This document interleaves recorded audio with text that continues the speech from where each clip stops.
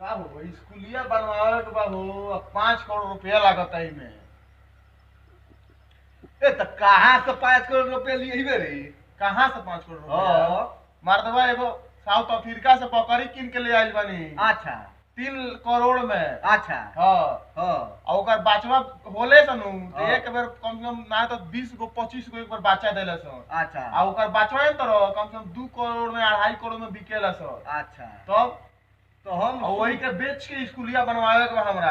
अच्छा तो हम सुनले बानी जे 6,000 के लइका तार महीने कमाला आ तू घरे बैठल बाड़ा। तो लइकवा के पैसा लइकवा जन हम बकरिया बेच के नु बनवाएम हो मर्दवा केरा। बकरी तार 3 करोड़ के बेचाई। तो 3 करोड़ में लियाइल बानी। अच्छा लियाई बड़ो। और ओकर बचवा 2 करोड़ 2.5 करोड़ में बिचइया सन। अच्छा तू बकरिया नहीं का देखले हमार? बकरिया तो देखल नइकी हो। हेते चका नु बाबू हेते चका बड़का बकरिया। हेते चका हेते चका बा हेते चका। अच्छा हेते चका। हाँ। अच्छा अच्छा ठीक है तो देख ले हम। चल के कबो तू देख लावत कबो आवत में हैला ही नहीं का तू एगरी कहां रह तर बिजी रह तर भैंस नु चरावत नहीं हो। भैंस चरावत हाँ। कहिया से हो? ए हमारा हो गई भैंस चरावत का नगदे 2-2.5 साल। 2-2.5 साल से बकरी चरावत रह भैंस चरावत रह। आ कहां से ले लो भैंसिया तू? भैंसिया हमार गांव ही के हियो। गांव ही के। क लीटर दूध दे देले? ए दूध दे देले भैंसिया एगो देले 121 लीटर। हां आ एगो दे 350 लीटर। 121 लीटर। ई कौन हिसाब से हो? कवना हिसाब से? हाँ। अरे ओ तब तार बकरी बेचा जातिया हां 3 करोड़ में। हां तो हम साउथ अफ्रीका से ले उतार के इंडियन बकरी भैंस ता 120 किलो अच्छा। दूध दी। हां रुक हैं? तन फोन आ गेल बतिया ला तार मालिया के ना नु फोनवा हो। ए ना ना रुक ए हां हेलो हां ठीक बा का बेच दलिस ई आज के बाद हमार तो रेसा बाटा गल। ठीक बा बेचे के तो हम ना कल रहनी हो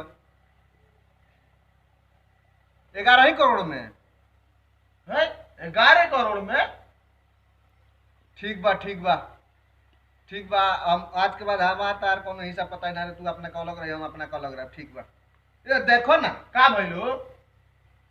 बेच दला बा 11 करोड़ में दोनों भैंस। भैंसिया हां आ कहला रहनी है जे 1 करोड़ में एगो बेचाई। अब बताओ का हम करी? तू मर्दो पागल हो का हो? हां 1 करोड़ 11 करोड़ तरफ डिफरेंट नहीं का लागत हो?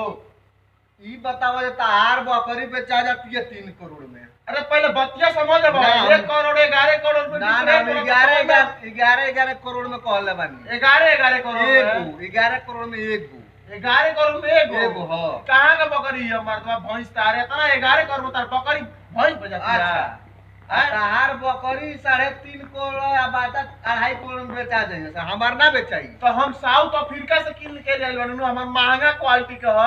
अच्छा तब ठीक है बा का करे के बा जब लागब हूं के तोहरो के आ गांव को लोग के जब 3 करोड़ में तार बकरी बेचाती है।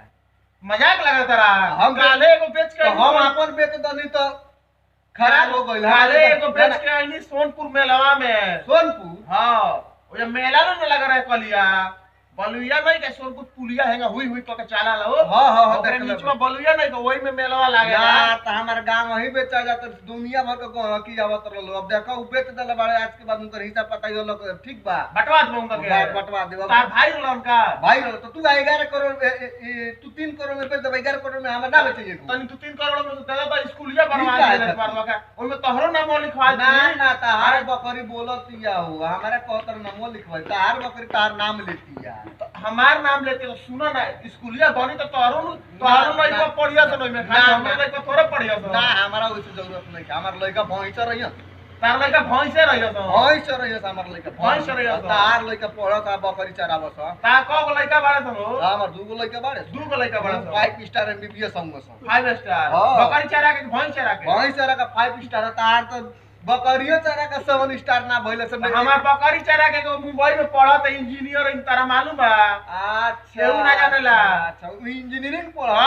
अच्छा अच्छा माने कलम भैंस चरा के तू भैंस चरा के इन कौन सी बनावत कलम कापी से पढ़ता। कलम कापी से वो ले तरह इतना बड़का मोबाइल किन के दल इंटरनेट से चलावेला ओइ में पढ़ेला इंटरनेट पढ़ता। हाँ। अच्छा अच्छा ठीक है बा कोनो बात आए नहीं। तू बकरिया भेज दल में जगह घाटी बढ़ी नु तो बकरिया बेच के ठीक पढ़ाई बात करा ली। ठीक बात तू अपन बना लो बड़ा बढ़िया तार इथी बा कोनो बात नहीं तू अपन स्कूल बनवा लो। सुनो ना देखो तो स्कूल आई हां और मूर्छा उसे धोल ले बाद तो स्कूलिए बनवावे के बा। अच्छा कुछ ठीक बा। पैसा वैसे दे दो तो बनवा ना ना ना ना देबो ना हो ठीक बा मत दिया कल हम जाता नहीं बकरिया बेच के अपन स्कूलिया बनवा हां हां के स्कूलिए ठीक बा हाँ? बैठो बैठो कोनो बात नहीं। तुम्हारा किसी तरह को ठीक रुपए बा। गांव के हो के 1 रुपया नहीं खदे तू ठीक बा हाँ? चलो कोनो बात नहीं। तब तू हेल्प कर तो का होई। चलो खनु नमस्कार दोस्तों, मैं राजू रंजन गोपालगंज से।